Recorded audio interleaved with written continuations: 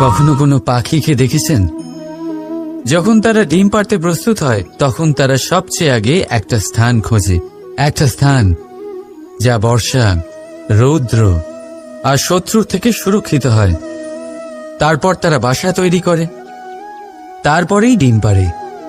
আর তারপর যখন সেই ডিম ফুটে তার সন্তানদের জন্ম হয়, সে তাদের খাবার খাওয়ায়, তাদের রক্ষণাবেক্ষণ করে। কিন্তু যখন তাদের ডানা গজায় তখন না সে তাদের খাবার দেয় আর না তাদের বাসা বানাতে শেখায়। শুধুমাত্র তাদের উড়তে শেখায় সে। তারপর সেই বাচ্চারা আকাশে উড়তে শিখে নিজেরাই নিজেদের খাবার জোগাড় করতে শিখে যায়, নিজেরাই নিজেদের বাসা বানাতে শিখে যায়। আর আমরা মানুষেরা কি করি?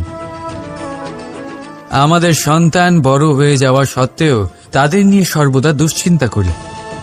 তার জন্য আমরা গৃহ নির্মাণের চেষ্টা করি।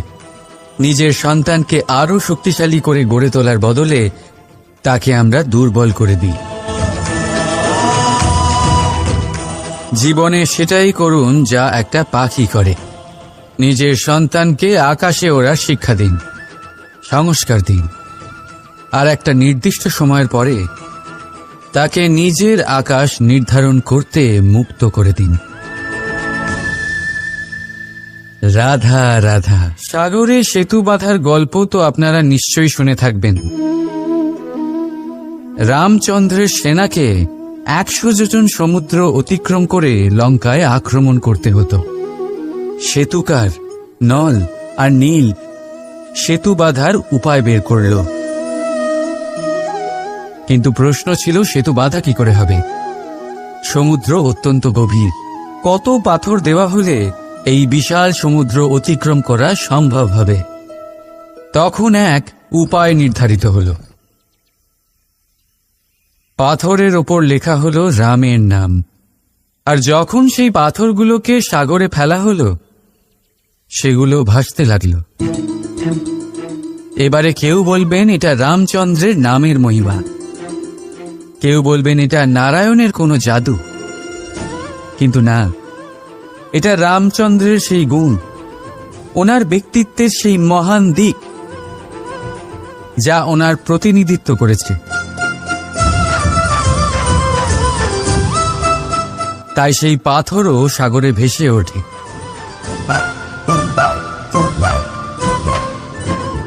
ঠিক সেইভাবেই যেখানে আমরা থাকি না, সেখানে আমাদের গুণ আমাদের প্রতিনিধিত্ব করে। আমাদের নামের শক্তি আমরা নিজেরাই তৈরি করি, আমাদের কর্ম দিয়ে, আমাদের গুণ দিয়ে। এবার সিদ্ধান্ত আপনার যে আপনার নামের সাহায্যে কেউ বিপদ থেকে উদ্ধার হবে, নাকি আপনার দুষ্কর্মের ফলে কেউ ডুবে যাবে। ভালো করে ভেবে দেখুন। রাধা রাধা। মানুষ নিজের পরিবারের জন্য কত কিছুই না করে, দিন রাত পরিশ্রম করতে থাকে যাতে তার পরিবারের প্রয়োজন পূরণের জন্য অর্থ রোজগার করতে পারে। কিন্তু শুধু অর্থ রোজগার করাটাই কি যথেষ্ট?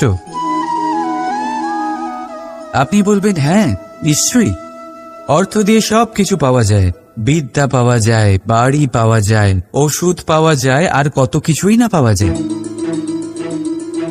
এইসব একটা পর্যায় পর্যন্ত সঠিক, কিন্তু একটু মন দিয়ে ভেবে দেখুন। যখন কোনো শিশু অসুস্থ হয়ে পড়ে, তখন সে ওই তিক্ত ওষুধ কেন খেয়ে নেয়? এই জন্য কারণ ওর পিতা সেই ওষুধ অর্থ দিয়ে কিনেছে? না, বরং এই জন্য কারণ তার পিতা যে তার সামনে দাঁড়িয়ে, তার ওপরে তার বিশ্বাস আছে। বিশ্বাস আছে যে উনি তার কিচ্ছু হতে দেবেন না। এই বিশ্বাস, এই সংস্কার, এই শিক্ষা কখনো অর্থ দিয়ে পাওয়া যায় না। এইটা পাওয়া যায় সেই সময় থেকে যা মাতা পিতা তাদের সন্তানের সাথে কাটিয়েছেন। তাই জীবনে অর্থ অবশ্যই উপার্জন করুন, কিন্তু নিজের পরিবারকেও সময় দিন। আনন্দ পাবে। রাধা রাধা। আমরা প্রত্যেকেই অবশ্যই এমন সময় দেখেছি যখন অনেকগুলো সমস্যা একসাথে আমাদের জীবনে এসে পড়ে। সমস্যা আমাদের প্রত্যেকের জীবনেই থাকে। আমরা তার সমাধান খুঁজতে চেষ্টা করি, কখনো সমাধান খুঁজে পাই, আবার কখনো যতই চেষ্টা করি না কেন কোনো সমাধান খুঁজেই পাই না। আর যখন এটা হয় তখন মানুষ অত্যন্ত বিচলিত হয়ে পড়েন। নিজের আত্মীয় স্বজন, নিজের বন্ধু বা সংসার, এদের ওপরে এই দোষ চাপিয়ে দেন যে এদের জন্যই এই সমস্যা এসেছে। এবার যদি আমি আপনাকে কোনো পরামর্শ দিই তাহলে এটাই বলবো যে দৃষ্টিভঙ্গি পাল্টে দেখুন। এই দৃষ্টিভঙ্গি দিয়ে দেখুন যে এই সংসারে যে সমস্যায় আসুক না কেন তার জন্য কেউ দোষী নয়, না আপনি না অন্য কেউ। এই পুরো খেলাটাই আপনার মানসিকতা, আপনার দৃষ্টিভঙ্গির, আপনার মনের। কিভাবে বোঝাচ্ছি? যখন আমাদের মন শক্ত থাকে তখন কঠিন থেকে কঠিনতর পরিস্থিতিও আমাদের জীবনে খুব বেশি হলে প্রতিস্পর্ধা হয়ে থেকে যায়। সেখানে যদি আমাদের মন দুর্বল থাকে তখন অল্প কঠিন পরিস্থিতিও আমাদের কাছে খুব বড় সমস্যা হয়ে যায়, তাই না? একটা শক্ত মন কঠিন পরিস্থিতিকে প্রতিস্পর্ধা হিসেবে দেখে আর তার মধ্যে ওটা সুযোগ খুঁজে নেয়। আমাদের শুধু এটাই করতে হবে। এই সংসারে অন্য কাউকে দোষী মনে করলে আপনার সমস্যা দূর হয়ে যাবে না। সেই জন্য এই সংসারকে দোষ দেওয়ার বদলে এই সমস্যার মূলে চলে যান, সেটাকে বুঝুন, নিজের এই মনকে শক্ত করে তুলুন। যদি আপনার মন শক্তিশালী হয় তাহলে এই সংসারে অনেক বড় বড় কঠিন থেকে কঠিনতর পরিস্থিতিও যদি আসে, আপনার জীবনে যতই বড় বড় সমস্যা আসুক না কেন আপনার লক্ষ্য লাভে বাধা দিতে পারবে না। আসুন আমার সাথে ভালোবেসে বলুন, রাধা রাধা। কখনো এই প্রকৃতির দিকে তাকিয়ে থাকবেন। এই প্রকৃতি অনেক ধরনের শিক্ষা দেয়। কোন একটা গাছকে দেখুন কিভাবে সে মাটি থেকে জল শুষে নেয়। সে ঝড় হোক বা হোক কড়া রোদ সব সহ্য করে এবং অবশেষে সে ফল ধারণ করে। আর সেই ফল উৎপন্ন করার পরে সে ফল কিন্তু সে নিজে গ্রহণ করে না, এই সংসারকে প্রদান করে, যাতে পশু পাখি মানুষ তারা এই ফল গ্রহণ করে শক্তিশালী হয়ে উঠতে পারে, সুস্থ থাকতে পারে। সেভাবেই নদী, সরোবর এরা নিজেরাও কিন্তু নিজেদের জল গ্রহণ করে না, মাটিকে প্রদান করে, পশু পাখিকে প্রদান করে। সূর্য নিজেও নিজের জন্য প্রজ্বলিত হয় না,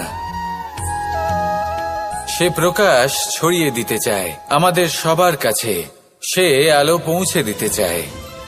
এই প্রত্যেকের কর্মে পরমার্থ নিহিত আছে, আর সেই জন্যই এদের সকলকে পুজো করা হয়। তাই মনে রাখবেন, আপনার কাছে জীবন যাপনের অতিরিক্ত যা কিছুই আছে তা পরমার্থের জন্য। তাহলে তার সদ্ব্যবহার করুন আর আমার সাথে ভালোবেসে বলুন, রাধা রাধা। আমরা সবাই পাথর দেখেছি, পর্বতও দেখেছি, শুকনো পাতাও দেখেছি, শ্যামল বনানীও দেখেছি। কখনো ভেবেছেন পাথরের অস্তিত্ব কিন্তু ততক্ষণ পর্যন্ত যতক্ষণ সে পর্বতের গায়ে আটকে থাকে। যখন সেই পর্বত থেকে সেই পাথর ভিন্ন হয়ে যায় ও নিজের অস্তিত্ব হারিয়ে ফেলে। আস্তে আস্তে কখনো পাথর কেটে বা কখনো পিষ্ট হয়ে সেই পাথর আস্তে আস্তে মাটিতে পরিণত হয় এবং পূর্ণরূপে নিজের অস্তিত্ব হারিয়ে ফেলে। এটাই পাতার সাথেও হয়। এই পাতা যতক্ষণ গাছের ডালের সাথে যুক্ত ততক্ষণ তার অস্তিত্ব থাকে। যখনই ডাল থেকে বিচ্ছিন্ন হয় সেও নিজের অস্তিত্ব হারিয়ে ফেলে। আর এটাই আমাদের সাথেও হয়। যতক্ষণ আমরা নিজেদের আপনজনের সাথে যুক্ত থাকি আমাদের অস্তিত্ব বজায় থাকে। যখন আপনজনদের সাথে সম্পর্ক ছিন্ন করি তখন আমরাও আমাদের অস্তিত্ব হারিয়ে ফেলি।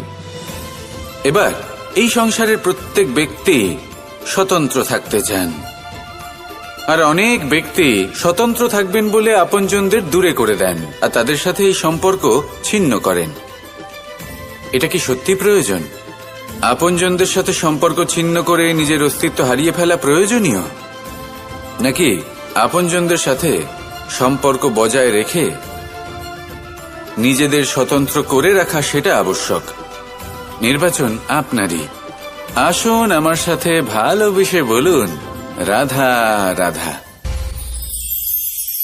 আপনি কি কখনো নৌকা যাত্রা করেছেন? করে না থাকলেও নিশ্চয়ই দেখেছেন যে এই জল যা নিজের অন্তরে সব কিছু সমাহিত করে নিতে পারে, এই নৌকা সেই জলের ওপরেই ভেসে থাকে। নদীর স্রোত কাটিয়ে সে সামনে অগ্রসর হয়। কিন্তু যদি এই নৌকায় কোনো ছিদ্র হয় তাহলে কিন্তু সেই নৌকা ডুবে যাবে। আর এতে কোনো তফাৎ হবে না যে সেই ছিদ্র ছোট নাকি বড়, নৌকা ডুবে যাবে। এই ছিদ্র হলো আমাদের জীবনে আমাদের অপগুণ, আমাদের দোষ, আমাদের বিকার। কখনো এটা ভাববেন না যে এই দোষ খুবই ছোট, এতে কিছুই যাবে আসবে না। না, সেই ছোট দোষ, সেই ছোট বিকার যদি সেটাকে শুধরে না নেন তাহলে সেটা আপনাকে আপনার পতনের দিকে নিয়ে যাবে।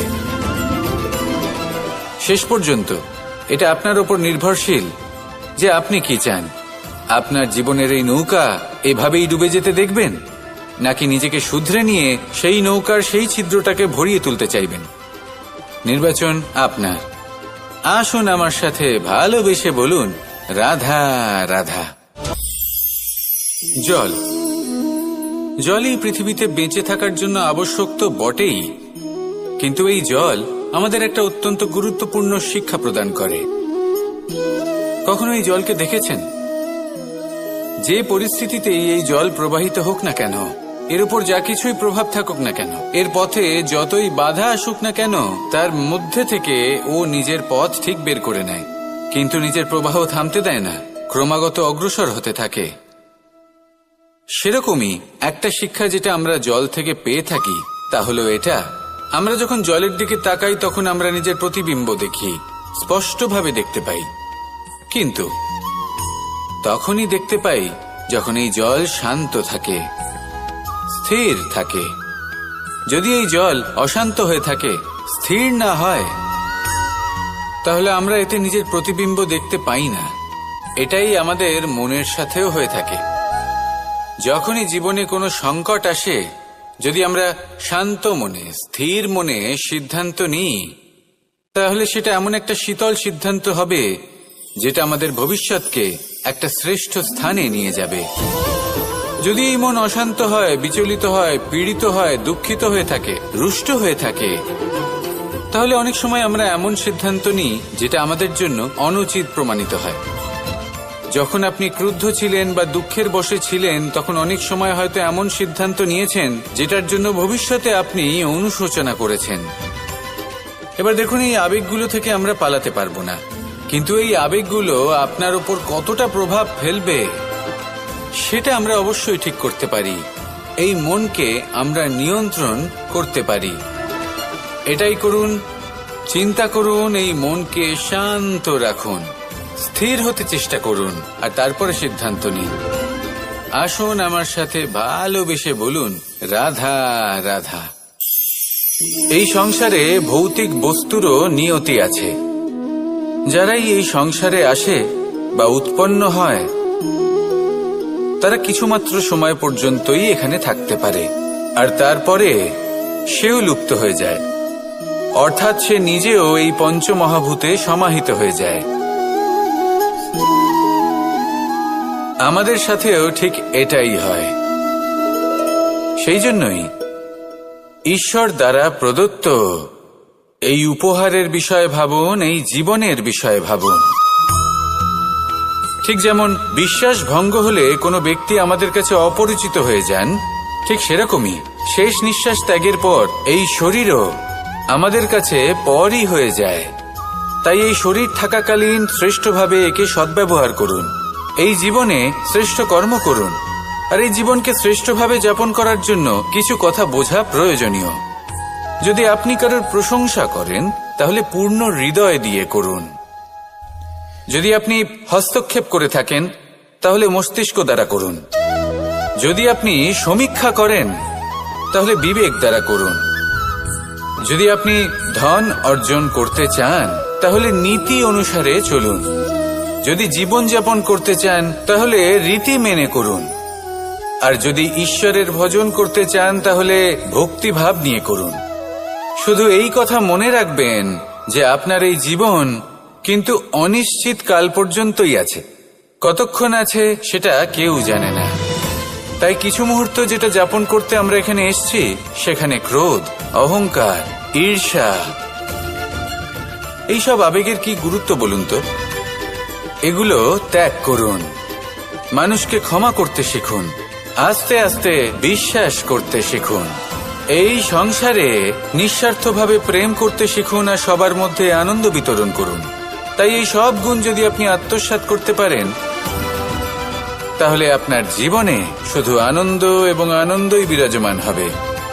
আসুন আমার সাথে ভালোবেসে বলুন, রাধা রাধা রাধা রাধা রাধা রাধা। ধর্মরথের 4টি অশ্ব চালানোর জন্য যিনি সারথি হবেন তার যে 4টি গুণ থাকা প্রয়োজন, সেই সমস্ত গুণ অর্জুনের মধ্যে উপস্থিত রয়েছে। কর্মের শক্তি রয়েছে, ধর্মের প্রতি আসক্তি রয়েছে, জ্ঞানের অভিব্যক্তি রয়েছে এবং সমর্পণের ভক্তি রয়েছে। নিশ্চিত রূপে ধর্মরথে সারথি হবার জন্য অর্জুনই সব থেকে যোগ্য। আর ও শুধুমাত্র দ্রৌপদীর স্বামীই হবে না, ইতিহাসে কুরুবংশের রাজকুমার বা ইন্দ্রপুত্রের নামেই শুধু পরিচিত হবে না, বরং অর্জুনই স্বয়ং ইতিহাস রচনা করবে। অর্জুনই হবে কৃষ্ণ সারথি। যত্র যোগেশ্বর কৃষ্ণ তত্র পার্থ ধনুর্ধর। তাহলে আসুন আর আমার সাথে ভালোবেসে বলুন, রাধা রাধা।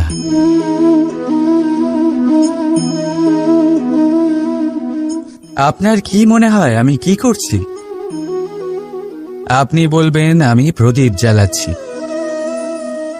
সঠিক, কিন্তু প্রশ্ন হচ্ছে যে আমি কি আপনাকে বলেছি যে একে প্রদীপ বলা হয়? না। এই প্রদীপ কি নিজেই নিজের পরিচয় আপনাকে দিয়েছে? না। তাহলে আপনি কি করে জানলেন যে একে প্রদীপ বলা হয়? উত্তর হচ্ছে প্রকাশ, যে স্বয়ং জ্বলে অন্ধকারের মধ্যে সংসারকে পথ দেখায়, সেটাই প্রদীপ। যা নিরাশার মাঝে আশার আলো প্রদর্শন করে, সেটাই প্রদীপ। অপর দিকে আছে সাপ, যাকে না দেখেও তার ফনার আওয়াজ শুনেই লোকে ভয় পেয়ে যায়। তার মানে ব্যক্তির পরিচয় তার কর্মের দ্বারা পাওয়া যায়। তাই আপনার এটা বলার প্রয়োজন নেই যে আপনার পরিচয় কি। এটা আপনার কর্মই নিশ্চিত করবে যে লোকে আপনাকে প্রদীপ ভেবে ভালোবাসবে নাকি সাপ ভেবে ভীত হয়ে থাকবে। রাধা রাধা। সময় কত বিচিত্র হয়। সময় আমাদের পক্ষে থাকলে আমরা নিজেদের রাজা মনে করে নিই, আর সেই সময় যদি বিপক্ষে চলে যায় তাহলে নিঃস্ব হতে সময় লাগে না। তাই মানুষের একটা অভ্যেস আছে, খারাপ সময়ের জন্য কিছু সঞ্চয় করা। আত্মীয়, বন্ধু খারাপ সময় পাশ থেকে সরে যায়। যশ, মান প্রতিকূল সময় চিরস্থায়ী হয় না। তাই মানুষ মনে করে অর্থ সঞ্চয় করাই শ্রেয়। অর্থের কোনো হৃদয় নেই যা সময়ের সাথে পরিবর্তিত হবে। সংসার বলে সর্বদা অর্থ সঞ্চয় করতে থাকো। খারাপ সময় অবশ্যই কাজে লাগবে, কিন্তু আমি বলবো শুভ কর্ম করতে থাকুন, আনন্দে থাকুন, নিজের ওপর আর ঈশ্বরের ওপরে বিশ্বাস রাখুন।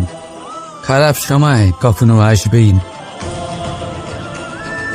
রাধা রাধা। প্রকৃতি মানুষকে এক বিশেষ শক্তি দিয়েছে, অন্য জীবের থেকে বেশি শক্তি দিয়েছে। স্মরণ শক্তি। এই শক্তি মানুষকে অন্য জীবের থেকে ভিন্ন করে, ইতিহাস রচনা করার প্রেরণা দেয়, জ্ঞানকে বংশানুক্রমে এগিয়েও নিয়ে যায়। আর যারা ভুলে যান, অধিকাংশ সময় তারা উপহাস আর দয়ার পাত্র হয়ে যান। কিন্তু এটাই কি প্রকৃতরূপে সত্য? না। এই স্মরণ শক্তি মানুষের বিকাশের সব থেকে বড় বাধা হয়ে দাঁড়ায়। তার মনকে দূষিত করে দেয়। খারাপ অভিজ্ঞতা, কারোর করা বিশ্বাসঘাতকতা, কারোর কটাক্ষ বেশিরভাগ মানুষই ভুলতে পারেন না। আর তারপর প্রতিশোধ নিতে উদ্যত হন। প্রথমে সময় নষ্ট করেন প্রতিশোধের প্রস্তুতিতে, আর তারপর সময় নষ্ট করেন প্রতিশোধ নেওয়ার সুযোগ খুঁজতে। যদি সন্তুষ্টি পেতে চান, যদি জীবনে আনন্দ পেতে চান, তাহলে স্মরণ শক্তির সদ্ব্যবহার করুন। নিজের স্মরণ শক্তিকে চালনা করুন শুধুমাত্র ভালো কথা আর ভালো স্মৃতির দিকে। জীবনে আনন্দ পাবে। রাধা রাধা। সংসারে সব থেকে বেশি কঠিন কাজ কোনটা? কেউ বলবেন যুদ্ধ করা, কেউ বলবেন ধন অর্জন করা, আবার কেউ বলবেন জ্ঞান অর্জন করা সব থেকে বেশি কঠিন। এবার প্রত্যেক ব্যক্তির নিজস্ব অভিজ্ঞতা আছে, আর সেই অনুসারে তার নিজস্ব একটা উত্তর আছে। সাধারণভাবে দেখতে গেলে এই সংসারে সব থেকে কঠিন হলো তপস্যা করা, অর্থাৎ সব কিছু ত্যাগ করে তপস্যায় নিজেকে বিলীন করে দেওয়া। এবার এর থেকে বেশি কঠিন এই সংসারে আর কি বা হতে পারে? এই সংসারে, এই সমাজে, নিজের পরিবারের মধ্যে থেকেও ধৈর্য ধরে সামনে অগ্রসর হওয়া, এটা হলো সব থেকে কঠিন কাজ। কারণ যখন আপনি তপস্যা করেন, তখন সেখানে আপনার ধৈর্য ভাঙার মতো কেউ থাকেন না, না কোনো বন্ধু, না কোনো আত্মীয়, না কোনো শত্রু, কেউ না। কিন্তু যখন আপনি এই সমাজে, এই পরিবারে থাকেন, কোনো না কোনো ব্যক্তি এসে আপনার ধৈর্যের বাঁধ ভেঙে দেওয়ার ক্ষমতা রাখেন। তারা আপনার ধৈর্যের বাঁধ ভেঙে দেয়, আর কখনো কখনো তারা অনিচ্ছাকৃতভাবেই সেটা করে থাকেন। কারণ তাদের মানসিকতা আপনার থেকে আলাদা, তাদের কর্ম আপনার থেকে আলাদা, তাদের দৃষ্টিভঙ্গি আপনার থেকে আলাদা, জীবন যাপন আপনার থেকে আলাদা। সেক্ষেত্রে আপনি ধৈর্যচ্যুত হন, প্রসন্নতা আপনার থেকে ছিনিয়ে নেওয়া হয়। সেই জন্য এই সংসারে, এই পরিবারের থেকেও ধৈর্য ধরে সামনে অগ্রসর হওয়া কোনো পর্বতের শিখরে গিয়ে তপস্যা করার থেকেও অনেক বেশি কঠিন। আর যে ব্যক্তি এই সমাজেই, এই পরিবারে, সেই সকল মানুষের মধ্যে থেকে গিয়েও ধৈর্য ধরে অগ্রসর হতে থাকেন, যারা এই কাজটা শিখে নিতে পারেন, তারাই কিন্তু জীবনে আনন্দ লাভ করতে পারেন। এই ধৈর্যই শেষে আপনার জীবনে প্রসন্নতা বহন করে আনবে। তাই ধৈর্য ধরে জীবনের পথে অগ্রসর হন, আর আমার সাথে ভালোবেসে বলুন রাধা রাধা। এই জীবনে তিনটি গুরুত্বপূর্ণ শব্দ আছে, যা বোঝা আমাদের কাছে খুব গুরুত্বপূর্ণ, এবং এই তিনটি শব্দের নিজস্ব অর্থ আছে। প্রথম হলো সঙ্গবদ্ধতা, অর্থাৎ একসাথে মিলে কাজ করতে হবে, একসাথে মিলে পরিশ্রম করতে হবে, সামনে এগোতে হবে। এরকম করতে পারলে আপনার শক্তি বৃদ্ধি পাবে, আপনার ক্ষমতা বৃদ্ধি পাবে, আপনি এগোতে পারবেন এবং অনেক দূরে যেতে পারবেন। দ্বিতীয় হলো আত্মবিশ্বাস। হেরে যাওয়া বস্তুও আবার জিতে নিতে পারবেন। যদি আপনার নিজের আত্মবিশ্বাস থাকে, তাহলে আপনি কখনো পরাজিত হবেন না। এবং তৃতীয় হলো অহংকার। জয়লাভ করার পরেও কিন্তু এটা আপনাকে পরাজিত করতে পারে। সেই জন্য জীবনে সঙ্গবদ্ধ হন, আত্মবিশ্বাস রাখুন, কিন্তু কখনোই অহংকার করবেন না। এই অহংকার আপনার থেকে সবকিছু কেড়ে নিতে পারে। এই অহংকারের জন্যই মথুরাপতি কংস নিজের পতনের দিকে অগ্রসর হয়েছিলেন। এই অহংকারকে ত্যাগ করুন আর আমার সাথে ভালোবেসে বলুন, রাধা রাধা। আমরা যখনই কোনো গাছের চারা রোপণ করি তখন সবার আগে পরীক্ষা করে দেখি যে যেখানে আমরা চারা রোপণ করতে চলেছি সেখানকার মাটি আদৌ উর্বর কিনা, সেই মাটি সেই চারাকে বাড়তে সাহায্য করবে কিনা। যখন একটা চারা রোপণের আগে আমরা এত কিছু ভাবতে পারি, তাহলে কাউকে বিশ্বাস করার আগে আমরা কেন ভাবি না? জীবনে কখনো এই বিশ্বাসরূপী চারা কোথাও রোপণ করার আগে বোঝার চেষ্টা করুন যে যার ওপর আপনি বিশ্বাস করতে চলেছেন সে কি আদৌ আপনার বিশ্বাসের যোগ্য কি না। ভেবে দেখুন সেই ব্যক্তি ভবিষ্যতে গিয়ে আপনার বিশ্বাস ভাঙতে পারে কিনা। এটাও ভেবে দেখুন যে যাকে আপনি বিশ্বাস করতে চলেছেন তাকে আপনি বিশ্বাস করলে নিজের জীবনের উদ্দেশ্যে আপনি অগ্রসর হতে পারবেন কিনা। আর তার জন্য প্রয়োজন সঠিক সিদ্ধান্ত, পরখ করা, কোনটা উচিত কোনটা অনুচিত সেটা বোঝা। আর তাতে কিন্তু আপনি সন্দেহবাতিক হবেন না, তাতে আপনি আরো নিপুণ হয়ে উঠবেন। তাই যদি আপনি নিপুণ হয়ে উঠতে চান তাহলে বোঝার চেষ্টা করুন, পরখ করে দেখুন, কোনটা উচিত কোনটা অনুচিত বুঝুন। আর বিশ্বাস তখনই করুন যখন আপনি 100% নিশ্চিত হবেন যে সে বিশ্বাসের যোগ্য। আসুন আমার সাথে ভালোবেসে বলুন, রাধা রাধা। রাধা কখনো কখনো আমার জন্য বড়ই সুগন্ধি আতর নিয়ে আসে, পারিজাত ফুলের মালা নিয়ে আসে আমার প্রসাধন করবে বলে, এবং আমার সব থেকে বেশি প্রিয় মাখন নিজে হাতে বানিয়ে আনে আমাকে নিজে হাতে খাইয়ে দেবে বলে, সবকিছু আমাকে প্রসন্ন করবে বলে। কিন্তু আপনি কখনো ভেবেছেন যে এই আতর কিভাবে বানানো হয়?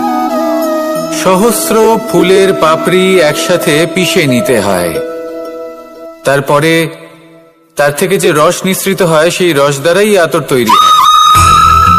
অনেক সংখ্যক ফুলকে অসীম যন্ত্রণা ভোগ করতে হয়, তবে তারা আমার প্রসাধন সামগ্রী হয়ে উঠতে পারে। দুধ থেকে মাখন তৈরি করার জন্য কতটা পরিমাণ মন্থন সহ্য করতে হয় সেটা আপনি জানেন। ঠিক সেই রকমই হলো আমাদের জীবনও। বিপদও আসে, কঠিন পরিস্থিতিও আসে, এর সম্মুখীন হতে শিখুন। মনে রাখবেন আপনি হলেন সেই দুধ যাকে মন্থন সহ্য করতে হবে মাখন হয়ে ওঠার জন্য। মনে রাখবেন আপনি হলেন সেই ফুলের মতন যাদের পিষ্ট হতে হবে সুগন্ধি আতর হয়ে ওঠার জন্য, যাকে এই সংসার পছন্দ করে। কখনো কখনো জীবনে আপনার সাথে খারাপ শুধুমাত্র এই কারণে ঘটে যাতে আপনার শ্রেষ্ঠ রূপ এই সংসারের সামনে আসতে পারে। শুধুমাত্র কঠিন পরিস্থিতি এবং বিপদকে একটা সুযোগ হিসেবে দেখার চেষ্টা করুন। আপনার জন্য এই সংসার বদলে যাবে, সংসারকে দেখার দৃষ্টিভঙ্গি পাল্টে যাবে, আপনার ভাগ্য পাল্টে যাবে, আর এই মন প্রসন্ন হয়ে বলবে, রাধা রাধা। পাশা নামক এই খেলাটি আপনারা নিশ্চয়ই খেলেছেন, না খেলে থাকলে দেখেছেন, আর যদি দেখেও না থাকেন তাহলে নিশ্চিত রূপে শুনেছেন। মহাভারতের এই মহাযুদ্ধ কোথাও না কোথাও এই পাশা নামক খেলার কারণে হয়েছিল। পাশার এই বিচিত্র খেলা, দান, এইসবের কারণে কেউ নিজের মাথায় রাজ মুকুট পরিধান করেছিলেন, আবার সেখানেই পরাজিত হওয়ার জন্য কাউকে বনবাসও ভোগ করতে হয়েছিল। কিন্তু এই খেলা সমাপ্ত হওয়ার পরে সমস্ত ঘুঁটি আর এই পাশার ছক একই পুটলিতে স্থান পেল। এটাই হলো আমাদের জীবন।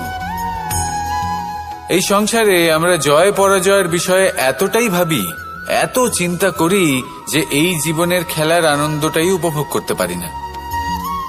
আর অবশেষে কি হয়?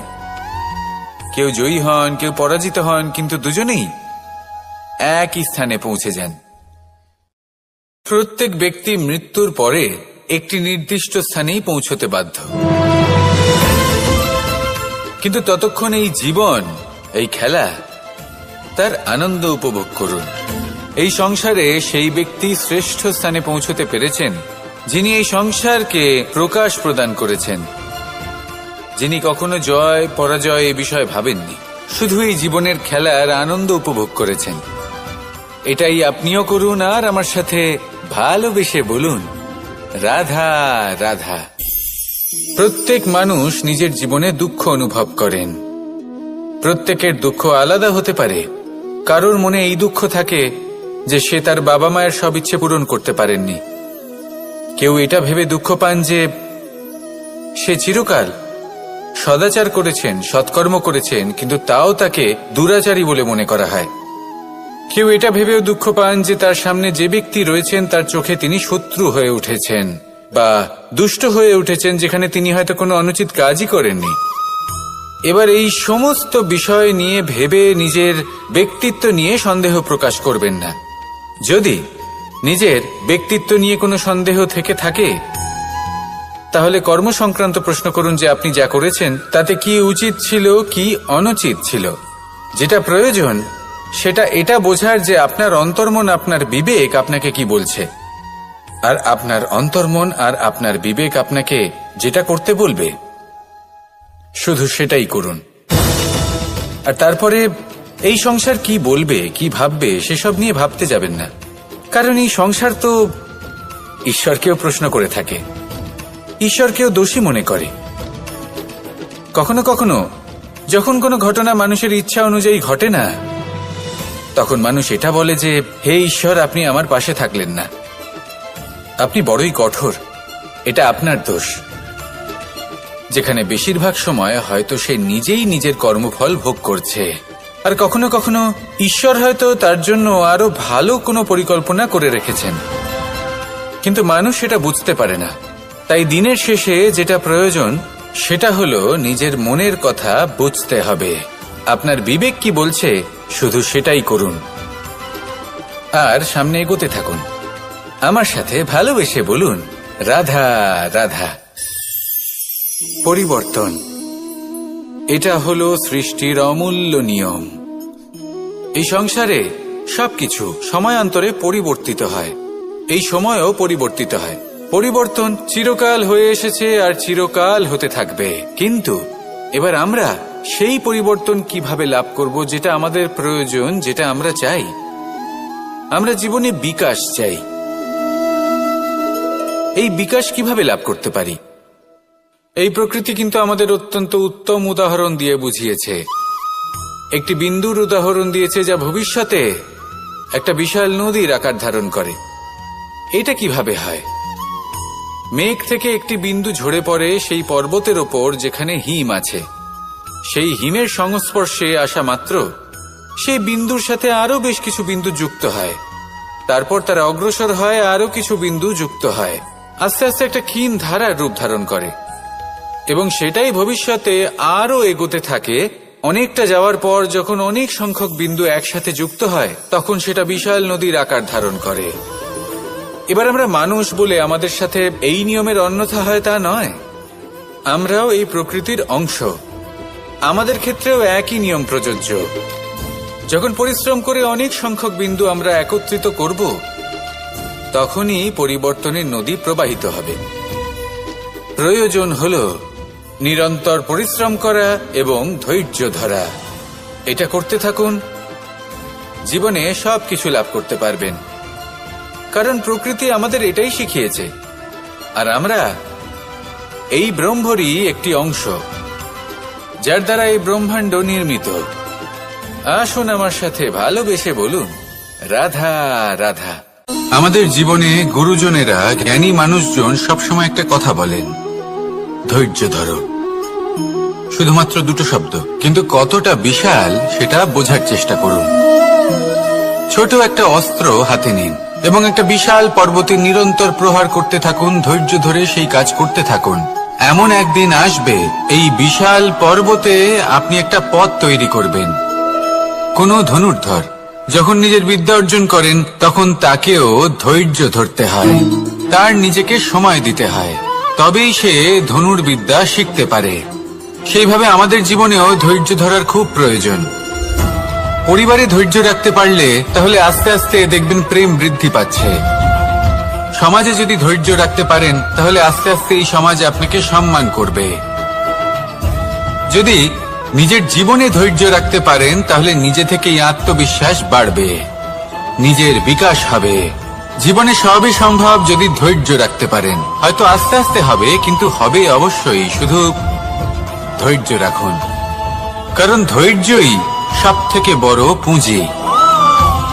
আসুন আর আমার সাথে ভালোবেসে বলুন, রাধা রাধা।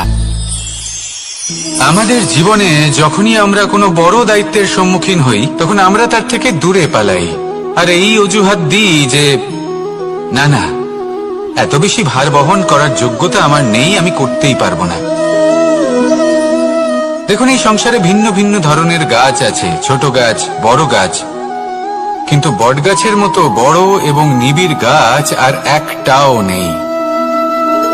সে নিঃস্বার্থভাবে এই সংসারকে সেবা করে যায়, ছায়া প্রদান করে, শীতলতা প্রদান করে।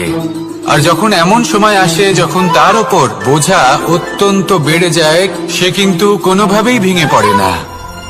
তখন সে নিজের নিঃস্বার্থ কর্মের ফল লাভ করে, সেই নিঃস্বার্থ কর্ম যা সে করেছে। তার দেহ থেকে ছোট ছোট ঝুড়ি বার হয় এবং তা কাণ্ডের আকার ধারণ করে। সেই কাণ্ড মাটির কাছে পৌঁছয় এবং তারপর তা বটগাছের সহায়ক হয়ে ওঠে। সে ভেঙে পড়ে যায় না। এইভাবে আপনিও জীবনে নিঃস্বার্থভাবে সবার সেবা করুন, ভালোবাসুন, সবাইকে সাহায্য করুন। যেদিন আপনার ওপর বোঝা অত্যন্ত বেড়ে যাবে, সেদিন এই সব মানুষ আপনাকে সাহায্য করার জন্য আসবেন, আপনার শক্তি হয়ে উঠবেন, আর আপনি বটগাছের মতোই মহান এবং বিশাল হয়ে উঠবেন। আসুন আর আমার সাথে ভালোবেসে বলুন, রাধা রাধা। একটা শব্দ আছে, পরিস্থিতি। অনেক মানুষের মুখে আমরা এই শব্দ শুনি।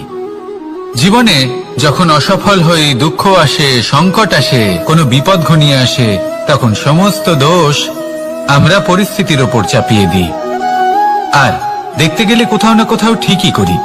এই পরিস্থিতি প্রত্যেক দিনের মতো পাল্টাতে থাকে, কিন্তু এই দিন, এই রাত, এমন কেউ আছেন যিনি এর ওপরেও নিয়ন্ত্রণ সাধন করেন, আর তিনি হলেন সূর্য।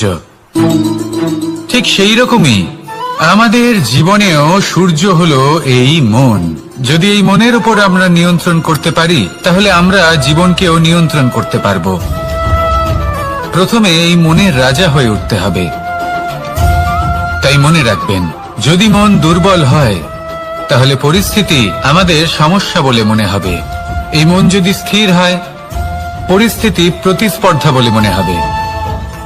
আর এই মন যদি শক্তিশালী হয়ে ওঠে, তাহলে যে কোনো পরিস্থিতি আপনার কাছে একটা সুযোগ মাত্র, এমন এক সুযোগ যাতে অগ্রসর হয়ে আপনি মহান হয়ে উঠতে পারেন।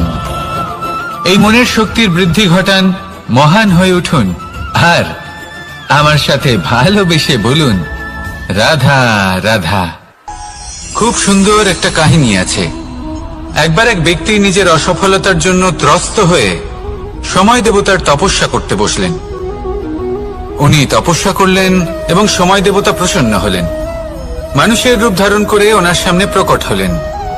এবার সেই ব্যক্তি ওনাকে জিজ্ঞেস করলেন যে কি এমন আছে যার জন্য আপনি বারবার জয়ী হন আর আমি চিরকাল পরাজিত হয়ে থাকি? কেন এত পরিশ্রম করা সত্ত্বেও আমি সাফল্য লাভ করতে পারি না? তখন সময় দেবতা উত্তর দিলেন যে দিন হোক বা রাত, ঝড় হোক বা ভূমিকম্প, রোদ হোক বা বৃষ্টি হোক, সময়ের সূত্রপাত হোক বা প্রলয়, আমি থামি না, আমি চলতেই থাকি। আর সেই জন্য যিনি থেমে যান তিনি পরাজিত হন আর আমি জয়ী হই। এটাই আমাদের শিখতে হবে। জীবনে সবসময় চলতে থাকুন, কখনো থামবেন না। হ্যাঁ, কিছুক্ষণের জন্য বিরতি নিতে পারেন, বিশ্রাম করার জন্য, নিজেকে আরো সশক্ত করে তোলার জন্য, কিন্তু থেমে যাবেন না। নিরন্তর কর্ম করতে থাকুন, পরিশ্রম করতে থাকুন, তবেই এই সংসার আপনাকে মনে রাখবে।